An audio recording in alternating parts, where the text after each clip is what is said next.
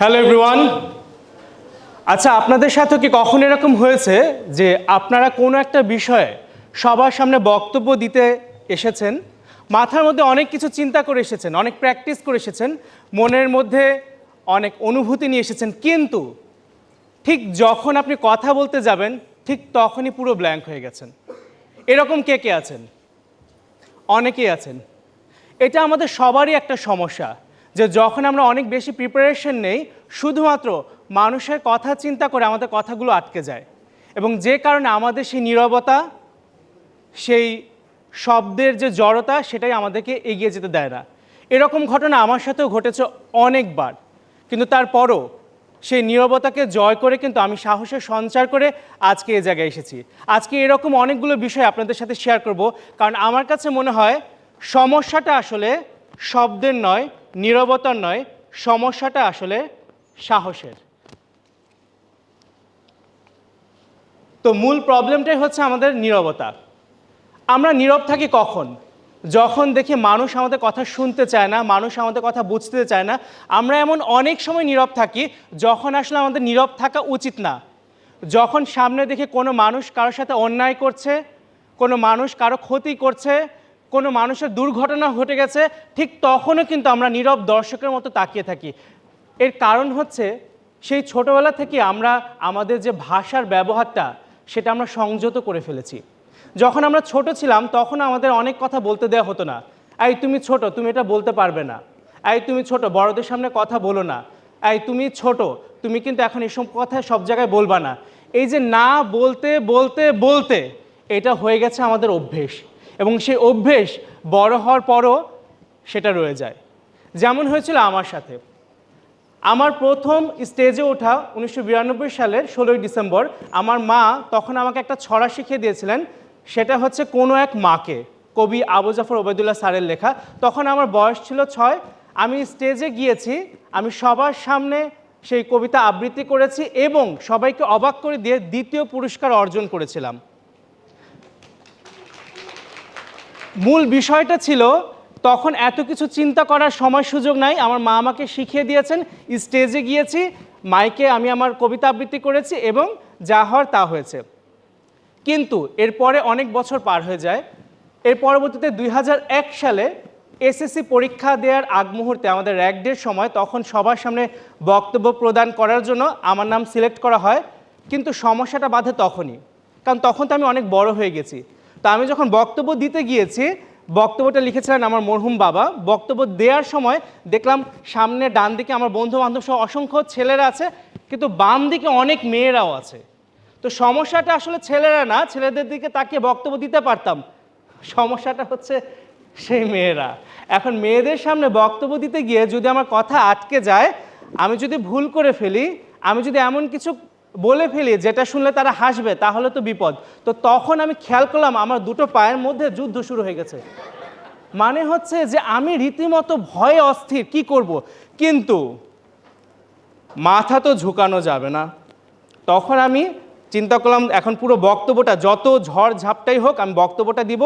বক্তব্যটা পুরোটা আমি দিয়ে আমি স্টেজ থেকে নামি, সেই যাত্রায় আমি বেঁচে গিয়েছিলাম। এর পরবর্তীতে দেখা গেছে যখন আমি নটরডেম কলেজে ভর্তি হলাম, তখনও বিভিন্ন ক্লাবের সাথে আমি চেষ্টা করতাম প্রতিনিয়ত কিভাবে মানুষের সামনে কথা বলা যায়, কিভাবে আমি আমার নীরবতাকে জয় করতে পারি। কারণ অনেক সময় আছে যে বন্ধু বান্ধবরা আমাকে তাদের সাথে নিত না, যে না তোর আসলে কথাবার্তা ঠিক মতো নাই, তুই আসলে অতটা স্মার্ট না। কারণ কথা যে সুন্দরভাবে বলতে পারে তাকেই তো আমরা বলি খুব স্মার্ট। তো এই যে স্মার্ট না, এই কথাটা তখন আমার ভিতরে আরও বেশি কষ্ট লাগিয়ে দেয় যে আমি কি তাহলে সুন্দরভাবে কথা বলতে পারবো না, আমি কি সবার সামনে কথা বলতে পারবো না। তো এরকম প্র্যাকটিস করতে করতে 2005-06 সালের দিকে আমি তখন ভর্তি হই হচ্ছে ঢাকা বিশ্ববিদ্যালয়ের বিশ্বকলা কেন্দ্রে নিউজ প্রেজেন্টেশন এবং পোয়েম রেসিটেশন কোর্সে। তো সেই কোর্সে ভর্তি হওয়ার পর যেটা হয় সেটা হচ্ছে আমি অনেকের মতোই প্রতিদিন প্র্যাকটিস করতাম 1 ঘন্টা 2 ঘন্টা করে। তো এখানে প্রায় 100 ছাত্রছাত্রী ছিল। তো একদিন স্যার আমাদের জিজ্ঞেস করলেন যে তোমাদের মধ্যে এমন কে আছে যে দৈনিক 2 ঘন্টা করে প্র্যাকটিস করে। তখন আমি তো লাস্ট বেঞ্চের মানুষ, আমি পিছন থেকে হাত তুললাম এবং দেখলাম শুধু আমি হাত তুলেছি। আর কেউ হাত তুলে নেয়। তখন উনি আমাকে ডাক দিলেন, উনি আমাকে সামনে দাঁড়া করালেন এবং বললেন, আচ্ছা তুমি কি সত্যিকারে 2 ঘন্টা করে প্র্যাকটিস করো? আমরা হ্যাঁ 2 ঘন্টা করে প্র্যাকটিস করি। আচ্ছা ঠিক আছে, তাহলে তুমি সবার সামনে তুমি কোনো একটা কবিতা আবৃত্তি করো। তো চিন্তা করলাম তার কিছুদিন আগে আমার জীবনে একটা ছ্যাঁকা খাওয়ার অভিজ্ঞতা হয়েছিল, এই কারণে একটা কবিতা মুখস্থ করেছিলাম সুনীল গঙ্গোপাধ্যায়ের কেউ কথা রাখেনি। তখন আমি সবার সামনে সেই আবেগ দিয়ে যখনই কবিতা আবৃত্তি শুরু করলাম, মাঝপথে এক বড় ভাই বললেন, আচ্ছা ভাইয়া শুনো, তোমার আসলে বয়শূন্য রয়োচ্চারণ আর ডয়শূন্য রয়োচ্চারণের মধ্যে সমস্যা আছে। বয়শূন্য রয়োচ্চারণ হবে র আর ডয়শূন্য রয়োচ্চারণ হবে র। তখন ওই ভাইয়ের কথা শুনে প্রায় শখানেক ছেলেমেয়ের মাঝখানে র আর র এই উচ্চারণ চিন্তা করতে গিয়ে আমি হয়ে গেলাম পুরোটাই ব্ল্যাঙ্ক, একেবারে সাদা খাতার মতো। কারোর সামনে আবারও কিছু বলতে পারলাম না, আবারও সেই ভয়ঙ্কর নীরবতা।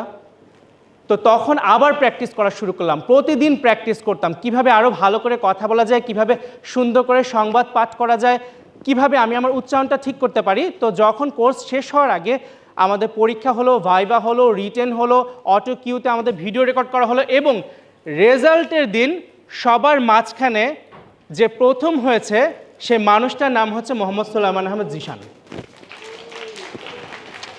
তো মূলত হচ্ছে এটাই ছিল টার্নিং পয়েন্ট, যখন আমি শিখলাম যে না, আমি পারি আমার ভয়টাকে ভাঙতে এবং এটা কোনো মিরাকল না, এটা হচ্ছে অভ্যেস।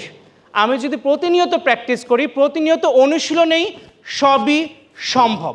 এবং এই টার্নিং পয়েন্টটাই পরবর্তী আমাকে কর্মজীবনে কিন্তু অনেক সহযোগিতা করেছে। আমার জীবনে এরকম অনেক সময় হয়েছে যে বিভিন্ন রকম পরিস্থিতিতে হয়তো অন্য একজন মানুষ বিপদে পড়েছে, তার জন্য আমি গিয়ে কথা বলেছি। কারণ হচ্ছে আমাদের এই শব্দটাকে আমাদের শক্তিতে রূপান্তরিত করতে হবে। এমন একটা ঘটনা ঘটেছিল ওয়াবদ অডিটোরিয়াম মতিঝিলে। তখন একটা প্রোগ্রামে আমি গিয়েছিলাম অতিথি হিসেবে। তো অতিথি হিসেবে যখন যাই, সেখানে প্রায় 300 জন এরকম অডিয়েন্স বসা। তো তখন যে উপস্থাপক ছিল, সে উপস্থাপক ঠিকমতো কথা বলতে পারছিল না, অডিয়েন্সরা খুব বিরক্ত হচ্ছিল এবং সে জড়তায় নিজেকে জড়িয়ে ফেলতেছিল। তখন সেখানে যে অর্গানাইজার সে আসলেন আমার কাছে এবং বললেন, ভাইয়া আপনি তো খুব সুন্দর করে কথা বলতে পারেন, তাহলে আপনি উপস্থাপনাটা করুন। আমি বললাম, আমি তো উপস্থাপক নই, আমি তো একজন অতিথি, আমি কীভাবে উপস্থাপনা করব? তখন সে বললেন, ভাই আপনি পারবেন। তো তাদের অবস্থা দেখে আমি স্টেজে গেলাম, 5 মিনিট সময় নিলাম এবং অডিয়েন্স ফুল কন্ট্রোল। তো এইটা হচ্ছে আপনার ভিতরে যখন সাহস থাকবে, সেই সাহস থেকে আপনার ভিতরে সেই শক্তি চলে আসবে এবং আপনার পক্ষে এটা করা সম্ভব হবে। তো আমাদের যে দ্য রিওয়ার্ড প্রসেস, তো প্রথমে যেটা হচ্ছে সেটা হচ্ছে অ্যাকসেপ্ট ইউর ভয়েস। আমাদের প্রত্যেকের যে ভয়েসটা আছে, যে শব্দটা আছে, এটাকে আমাদের চিনতে হবে, জানতে হবে এবং সেই অনুযায়ী আমাদের কাজ করতে হবে। আমাদের ভয়েসকে আমাদের চিনতে হবে। আমরা কে কে আমাদের নিজেদের ভয়েসকে চিনি? ওকে, আমাদের ভয়েসটাকে চিনতে হবে এবং তার পরবর্তীতে হচ্ছে আমাদের ছোট করে শুরু করতে হবে। যেখানেই আমরা যাই না কেন আমাদের কথা বলা শুরু করতে হবে। এটা বন্ধু বান্ধবের আড্ডায় হোক, কোনো গায়ে হলুদের প্রোগ্রাম হোক, যে কোনো জায়গায় নিজেকে অন্তত পরিচিত করা, যে নিজের সম্পর্কে বলা, এটা শুরু করতে হবে। এর পরবর্তীতে যেটা হচ্ছে আমাদের প্রতিদিন প্র্যাকটিস করতে হবে, কারণ practice makes a man perfect এবং অনুশীলনে সবই সম্ভব। আজকে আমি এখানে দাঁড়িয়ে আছি, আমার জীবনে প্রায় 700 বারের উপরে আমি স্টেজে পারফরমেন্স করে আজকে আমি টেডেক্সের এখানে কিন্তু বক্তব্য দিতে এসেছি। তো সুতরাং হচ্ছে কোনো ছোট কাজকে কিন্তু ছোট মনে করা যাবে না। প্রতিটা সময় আপনার যখন মনে হবে আপনি নিজেকে মানুষের কাছে কথা বলতে পারছেন, কথা বলার চেষ্টা করছেন, সেই প্রত্যেকটা চেষ্টাই আপনাকে একজন আদর্শ বক্তা হিসেবে তৈরি করবে এবং আপনার নীরবতাকে ভাঙতে হবে। এবং লাস্ট হচ্ছে মেসেজ। আপনি যে কথাটা বলেন, সে কথাটায় একজন মানুষকে উপকৃত হচ্ছে, সে মানুষকে তথ্য জানতে পারছে, সে মানুষ কি আপনার কথায় তার জীবনটাকে পরিবর্তন করতে পারছে, নাকি আমরা শুধুই কথা বলি? একজন জ্ঞানী ব্যক্তি কথা বলে কারণ তার কিছু বলার আছে, কিছু জ্ঞান শেয়ার করার আছে। আর একজন মূর্খ ব্যক্তি কথা বলে কারণ তার কিছু বলতে হবে, কিছু না কিছু বলতেই হবে, কিছু না কিছু তার বলতেই হবে যে কোনো জায়গায়। তো বলা হয়ে থাকে একজন জ্ঞানী ব্যক্তি কথা বলে কারণ তার কিছু বলার আছে, আর একজন মূর্খ কথা বলে কারণ তার কিছু একটা বলতেই হবে। তো আমাদের এরকম অনেক সমস্যা ফেস করে কিন্তু আমরা এগিয়ে যাই। এই যে ভয়েসের কথা বলছি, একবার একটা ঘটনা হয়েছিল, এটা হচ্ছে আপনার ঢাকা মহানগর নাট্যমঞ্চে প্রায় 2000-এর কাছাকাছি দর্শক। তো সেখানে উপস্থাপক হিসেবে আমার ডাক পড়েছে, আমি উপস্থাপনা করতে গিয়েছি। কিন্তু উপস্থাপনা করার সময় আমার ভিতর নার্ভাসনেসে আমার গলাটা বসে গেছে। এরকম অনেকেই দেখবেন যে আপনার যখন প্রচণ্ড রকম নার্ভাসনেস হবে আপনার গলা বসে যাবে। তো গলা বসে গেছে, আমি গেলাম অর্গানাইজারের কাছে, বললাম যে ভাই আমার গলা বসে গেছে, আমি মনে হয় উপস্থাপনা করতে পারবো না, আপনি অন্য কাউকে সেই সুযোগটা দেন। তো অর্গানাইজার বললেন, ভাইয়া আমাদের আসলে কিছুই করেনি, আমাদের অন্য কোনো নতুন উপস্থাপক নাই, আপনাকেই উপস্থাপনা করতে হবে। তো তখন আমি বললাম আচ্ছা ঠিক আছে, দেখি কি করা যায়। তো তখন আমি কি করলাম, বাইরে গেলাম, খুব টেনশন, আমি বললাম এক কাপ চা নিয়ে আসেন, এক কাপ চা খাই, গরম চা খেলে ঠিক থাকবে। তো গরম চা যখন আনা হলো, এই নার্ভাসনেসের কারণে আমি চা পান করতে গিয়ে চাটা ঢেলে দিয়েছি। তো প্রথমে ছিল গলা ভাঙা, এবার কি হয়েছে, গলা জ্বলা পোড়া। তো তখন আমি আবার গেছি অর্গানাইজার কাছে যে ভাই এখন তো আরও বেশি খারাপ অবস্থা হয়েছে, আমার প্রথমে গলা ভাঙা ছিল, এখন কিন্তু গলা জ্বলাও, এখন কি করতে পারি। অর্গানাইজার খুব হেসে বলেন, ভাইয়া আমাদের আসলে কিছুই করার নেই, আপনাকে উপস্থাপনা করতে হবে। তো একজন মানুষ এমনিতেই কথা বলতে পারে না, তার সাহস নেয়, আর আমার গলা ভাঙা, গলা জ্বলে গেছে, জিহ্বা জ্বলে গেছে। তখন আমি চিন্তা করলাম এটা আমি জানি আমার সমস্যা, অর্গানাইজার জানে, অডিয়েন্স তো জানে না, তাহলে কি করা যায়। আমি দেখি আমি মাইকটা এমনভাবে ঠোঁটের সাথে লাগিয়ে কথা বলবো যেন আমার কথাগুলো অনেক জোরে শোনা যায়। তো তখন আমি স্টেজে গেলাম, স্টেজে গিয়ে আমি এটা ট্রাই করলাম, এবং ট্রাই করার পর দেখলাম কাজ হয়, এবং পুরো অনুষ্ঠানটা আমি উপস্থাপনা করেছি।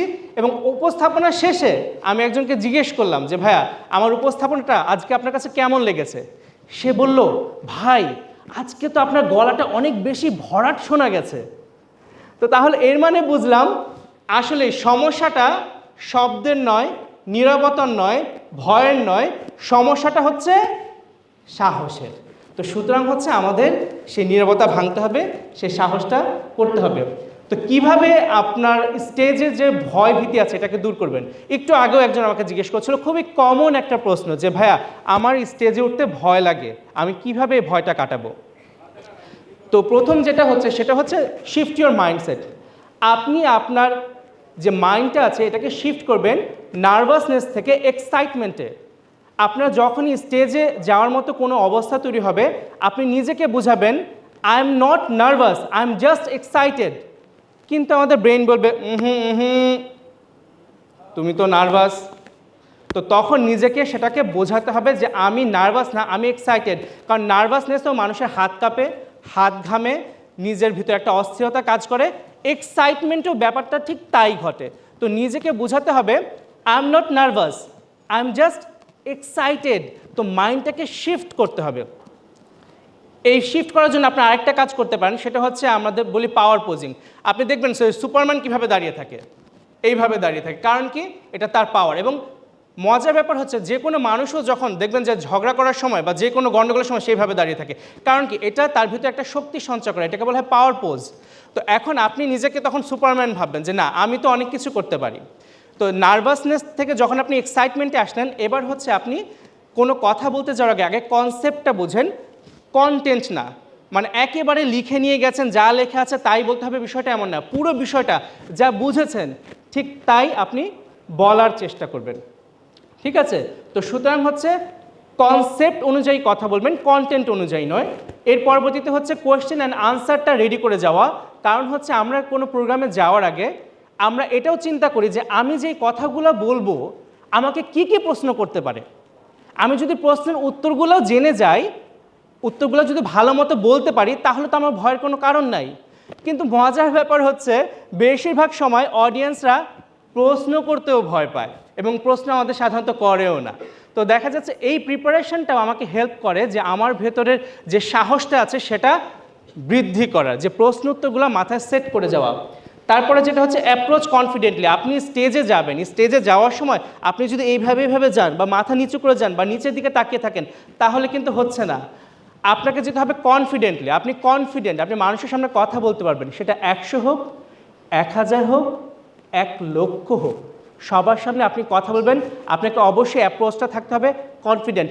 আপনার হাঁটা দেখে দর্শক বুঝে যাবে যে একজন ভালো বক্তা বক্তব্য দিতে আসছে। এবং এর পরবর্তীতে ফাইন্ড ইউর লাইট হাউস। যেমন ধরেন যে কোনো প্রোগ্রামে গেলে আমি খোঁজার চেষ্টা করি কারা কারা আমার দিকে তাকিয়ে আছে খুব আগ্রহ ভরে। যেমন এখানে জাকারিয়া ভাই তাকিয়ে আছেন, জাকারিয়া ভাই আমার লাইট হাউস। হ্যাঁ, এখানে যারা যারা আছেন তারা হচ্ছে যারা আমার দিকে তাকিয়ে আছেন তারা আমার লাইট হাউস। তো এই লাইট হাউসগুলো আমাকে হেল্প করে একটা পজিটিভনেস আনার জন্য, যে না মানুষজন আমার কথা মন দিয়ে শুনছে। তো হচ্ছে প্রত্যেকটা স্টোরি ম্যাটার্স। আমি একটা ঘটনা বলি, সেটা হচ্ছে একবার আমি বাস দিয়ে যাওয়ার সময় আমার পাশে একটা ছেলেকে দেখি, ছেলেটা খুব মন খারাপ, ছেলেটা কান্নাকাটি করছে, ফোনে কার সাথে যেন কথা বলার চেষ্টা করছে কিন্তু ফোনটা বন্ধ, সে ধরছে না, খুব মন খারাপ। তো আমার খুব উৎসুক মন, আমার মনে হলো যে ছেলেটাকে জিজ্ঞেস করি। তো ছেলেটাকে আমি জিজ্ঞেস করলাম যে ভাইয়া তোমার কী হয়েছে? তো ছেলেটা বলল যে ভাই আমি তো গ্রাম থেকে আসছি, আমার এক বন্ধুর সাথে কথা হয়েছিল যে ঢাকায় আসলে সে আমার একটা চাকরির ব্যবস্থা করে দিবে, সব কিছুই ঠিক, কিন্তু ঢাকায় আসার পর থেকে সে আমার ফোন ধরছে না, ফোন বন্ধ করে রেখেছে। তখন আমি ছেলেটাকে বললাম তুমি কি পর্যন্ত পড়াশোনা করেছো? বললাম আমি এসএসসি পর্যন্ত পড়াশোনা করেছি। আমি আচ্ছা ঠিক আছে, তুমি একটা কাজ করো, তাহলে তুমি বাসায় যাও, কারণ হচ্ছে তুমি যদি এখন বাসায় না যাও, তুমি যদি এখন এইভাবেই থাকো, তাহলে আসলে এটা কোনো সলিউশন নাই। তুমি বাসায় যাও, বাসায় ফিরে তোমাদের এলাকায় যদি কোনো কম্পিউটার ট্রেনিং সেন্টার থাকে, তুমি একটু কষ্ট করে ট্রেনিং করো। ট্রেনিং করার পরবর্তীতে তুমি আমাকে জানিও, আমি যেহেতু আইটি ব্যাকগ্রাউন্ডে এবং আইটি নিয়ে কাজ করি, আমি তোমার একটা চাকরির ব্যবস্থা করে দেবো, তুমি আমার নাম্বারটা রাখো। তো ছেলেটা নাম্বারটা নিল, ছেলেটাকে আমি সান্ত্বনা দিলাম, অনুপ্রেরণা দিলাম। এরপরে প্রায় 6 মাস চলে গেছে, আমার ছেলেটার কথা মনেও নাই। 6 মাস পরে ছেলেটা আমাকে ফোন দিয়েছে, ফোন দিয়ে বলছে যে ভাই আপনি আমাকে চিনতে পেরেছেন? আমি বললাম আপনি কে?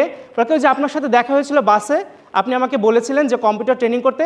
আমি বাসায় এসে আমি আমাদের এলাকায় কম্পিউটার ট্রেনিং সেন্টারে ভর্তি হয়েছি, আমি মাইক্রোসফট অফিস কোর্সটা করেছি এবং আমার একটা কাজের ব্যবস্থাও এখানে হয়ে গেছে, আপনাকে অসংখ্য ধন্যবাদ। আমি এটা শোনার পর চিন্তা করলাম যে একজন মানুষের কথা আসলেই একজন মানুষের জীবন পরিবর্তন করতে পারে। তাহলে এর মানে হচ্ছে আমাদের সেই কথার শক্তি আছে, সেই শক্তিটাকে আমাদের চিনতে হবে এবং সেটাকে প্রয়োগ করতে হবে। আমাদের প্রত্যেকের জীবনের গল্প আছে এবং এই জীবনের গল্পটা আমাদের সবাইকে বলতে হবে। তো হচ্ছে শেষ একটা গল্প বলে যাই, সেটা হচ্ছে ইংরেজিতে একটা বই আছে ডাই এমটি, এবং সেটা লিখেছে হচ্ছে টড হেনরি। তো বইটা লেখার কারণটা হচ্ছে উনি একবার একটা জায়গায় একজন প্রশ্ন করেছিল একজনকে যে পৃথিবীর মধ্যে সবচাইতে দামি জায়গা কোনটা। তো টড হেনরি সেখানে ছিলেন, তো জিজ্ঞেস করা হচ্ছিল পৃথিবীর মধ্যে সবচেয়ে দামি জায়গা কোনটা। তো কেউ বলেছে এটা মনে হয় তেল সমৃদ্ধ আরব, কেউ বলেছে এটা হয়তো বা ডায়মন্ড সমৃদ্ধ আফ্রিকা, কিন্তু যে বক্তা ছিলেন সে বলেছে না, এটা হচ্ছে কবরস্থান। তো বলছে কেন কবরস্থান, কেন সবচেয়ে দামি জায়গা? কারণ সেখানে এমন হাজার হাজার মানুষ শায়িত আছে যাদের মাথায় লক্ষ লক্ষ আইডিয়া ছিল, গল্প ছিল, যেটা তারা কখনো কারোর সাথে শেয়ার করে নাই। এই কারণেই কবরস্থানটা হচ্ছে সবচাইতে দামি জায়গা, কারণ সেখানে এরকম কোটি কোটি টাকার আইডিয়া সেখানে শায়িত আছে। তো সুতরাং আমি আপনাদের সবাইকে অনুরোধ করব, আমরা আমাদের প্রত্যেকের জীবনের গল্পটা যেন অন্ততপক্ষে জীবিত থাকা অবস্থায় একবার হলেও একজনকে হলেও আমরা যেন বলে যাই। কারণ সমস্যাটা শব্দের নয়, সমস্যাটা নীরবতার নয়, সমস্যাটা হচ্ছে সাহসের। অসংখ্য ধন্যবাদ সবাইকে।